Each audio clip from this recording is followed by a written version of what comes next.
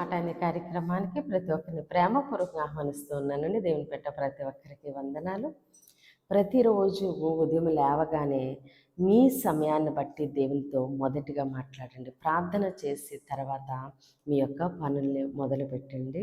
దేవుడు ఆ రోజంతా కూడా మీ యొక్క పనుల్లో ఆయన హస్తము సన్నిధి తోడుగా ఉంటుంది. సిస్లత యూట్యూబ్ ఛానల్ని సబ్స్క్రైబ్ చేయండి. ఇంకా చేయలేని వాళ్ళు లైక్ చేయండి, షేర్ చేయండి. ప్రతిరోజు వాగ్దానాన్ని మీరు చూసి ఆశీర్వాదం పొందుకుంటూ అనేక మందికి షేర్ చేయండి. అనేక మందితో కూడా సబ్స్క్రైబ్ చేయించండి. అలానే దేవుడి రోజు మన కొరకు ఏ వాగ్దానాన్ని సిద్ధపరిచారో చూద్దామండి. యెహెజ్కేలు 17వ అధ్యాయము 24వ వచనము 2వ భాగంగా మనం చూద్దామండి. యెహోవా నాకు నేను ఈ మాట సెలవిచ్చితిని, నేనే దానిని నెరవేర్చెదను. ఆమేన్.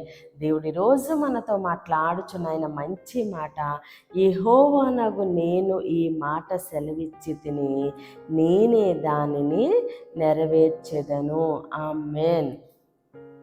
దేవుడు మనతో చాలా స్పష్టంగా మాట్లాడుతున్నారు. ఏమనంటే, నీకు మాట ఇచ్చిన దేవుడను నేనే దాన్ని నెరవేరుస్తాను అని దేవుడు సెలవిస్తున్నారు.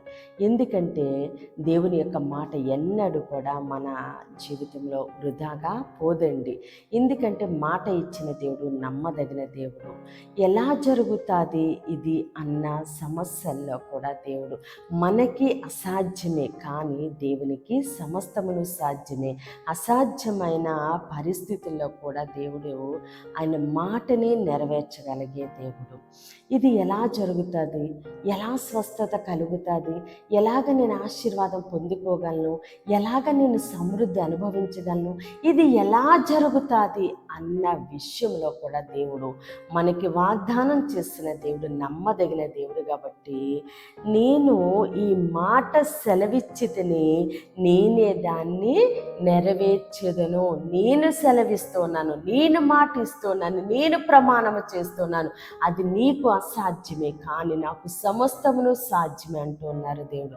కాబట్టి మనకు అసాధ్యమైన పరిస్థితుల్లో కూడా దేవుడు ఆయన వాగ్దానాన్ని నెరవేరుస్తూ ఉండగా సమస్త ఘనత మహిమ ప్రభావాలు మనము దేవునికే చెల్లిందామండి. కొద్ది మాటలు దేవుడు మన వెనుకల్లో దీవించి ఆశీర్వదించును గాక.